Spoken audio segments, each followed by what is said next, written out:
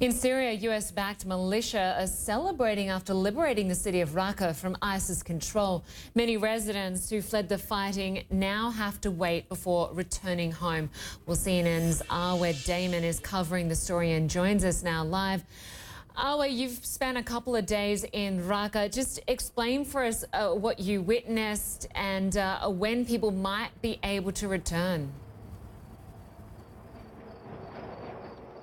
The scale of the destruction, Lynda, it's absolutely heartbreakingly breathtaking. We actually didn't see a single building that hadn't somehow been damaged in the fighting, in the airstrikes, in the clashes that took place. And the reality for the residents of Raqqa, who by and large have been waiting in overcrowded refugee camps, is that they won't even be able to go and see what their homes look like for at least another 3 to 4 months. And that is because that is how long commanders and the authorities on the ground in Raqqa estimate that it's going to take them to clear the city of various improvised explosive devices and mines. And at the end of the day, when they do go back to see what has been done to their homes, they are, despite the fact that they are aware of the destruction, most likely going to be utterly shocked.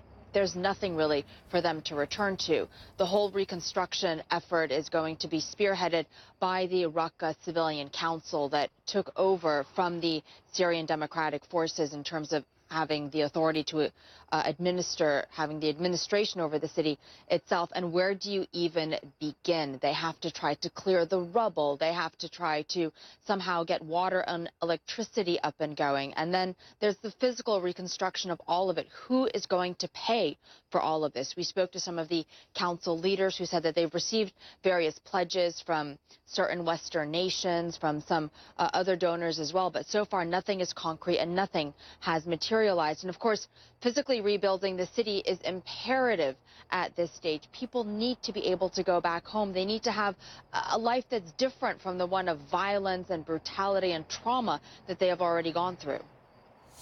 Yeah, no doubt it is going to take a long time to rebuild that city and cost a great deal. I'm wondering about the ISIS fighters, or those suspected to be ISIS members, both the locals and foreigners. What is their fate? Look, a lot of them were killed in the battle, and then towards the last weeks and days of the fighting, there were a number of negotiations, deals that were struck. There was one that saw around 275 local fighters who were given the opportunity and did in fact hand themselves over to the SDF, the Syrian Democratic Forces. They are, as far as we are hearing, going to see their day in court. There's going to be a trial. There are those who are suspected of being ISIS fighters who fled with their family, and when these families flee, they separate the men from the women, and then they do try and go and interrogate the men to try to see if they do have any ties to ISIS. As for the hardcore foreign fighters, there was a deal that was struck again in the final days that saw some of them leave by the busload towards Deir ez-Zor. That is where the front line has moved at this stage. And the others, they're still trying to hunt down small pockets, actually, of ISIS fighters within Raqqa itself. It's a very tricky situation. We were actually down at a refugee camp, the main refugee camp, and there they have isolated the families that were among the last to flee ISIS because they suspect that they might have direct ties, or they might even be the men there they might even be ISIS fighters themselves. So they've separated them from the rest of the refugee population, the men again being interrogated, and then the women and children waiting to try to see what their fate at the end of the day is going to be. All right, Arwa Damon for us. You've done some incredible reporting there in Syria. Thank you very much. We're staying on this story, and the US, of course, calling the liberation of Raqqa a critical milestone in the fight against ISIS. Retired Lieutenant Colonel Francona is a CNN military analyst and joins us now via Skype. Always great to have you with us. We've seen so many ISIS strongholds increasingly falling back into the hands of the Syrian government. In the case of Raqqa, victory there was declared by the US-backed forces, the SDF. What does it mean for those forces going forward?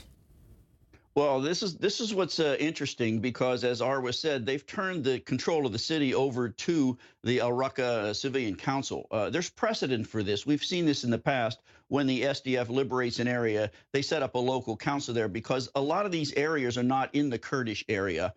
So they're really not interested in holding on to that territory. What the SDF wants out of this is particularly the Kurds, the Kurdish part of the SDF, is some sort of autonomy, some sort of future that gives them some self-rule in that northern part of Syria.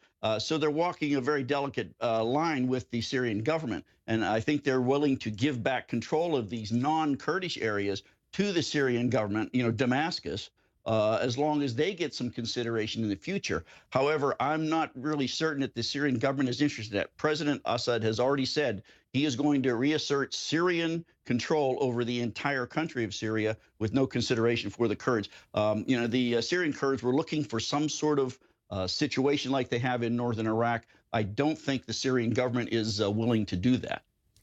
And Rick, you mentioned President Assad. For a long time, there have been questions about his fate and what happens to him, given that we know that he's carried out chemical weapons attacks on his own people.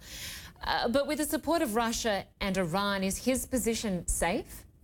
Yeah, I think so. And I think the Russian intervention was the key there. The Iranians were there early on, and they've always supported Bashar al-Assad. But I think it was the intervention of the Russians that have really sealed his fate. I think he's got no problems right now. He's negotiating from a position of strength, and I don't think there's any way he's going to be unseated. The Russians are there. They were there to keep him in power. They've done that. The Russians have really done a really good job with their foreign policy in Syria. And I think in the future, they're going to be the key power broker along with the Iranians. The Turks are trying to also have a seat at the table. And I think those three countries are trying to edge the United States out. So if Bashar al-Assad and Vladimir Putin and Recep Erdogan have his way, the United States will be a minor player, if at all, in Syria.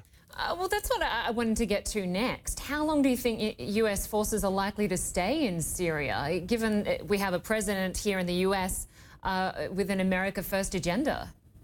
Yeah, and it's not just Syria. I think it's also Iraq. And look at the influence the Iranians now wield in both countries. So in Damascus and in Baghdad, you're going to have a lot of Iranian pressure being put on both presidents, Abadi in Iraq and Assad in Syria, to force the Americans to leave, make no deals that have the Americans in the country. So I think we're probably going to be asked to leave by both governments, and it's going to be very, very difficult for us to not adhere to those wishes. So I think we've got a problem if we want to stay in these countries. But if President Trump does not want to be engaged in these countries, then there's a perfect way out. We just leave. The problem is we leave any influence, and of course, what protection do we offer our allies, the Kurds? In northern Iraq, we see problems there as the Baghdad government starts reasserting Iraqi control over anything that's not in those three provinces that make up the Kurdish regional government. And in Syria, I think there's no legal protection for the Kurds. And if we're gone, I don't see any way they get anything but just going back to the way it was prior to the war. And of course, even if ISIS goes, it could emerge in another form. Retired Lieutenant Colonel Rick Francona, great to have you with us. Thanks so much. Good to be with you, Lynda.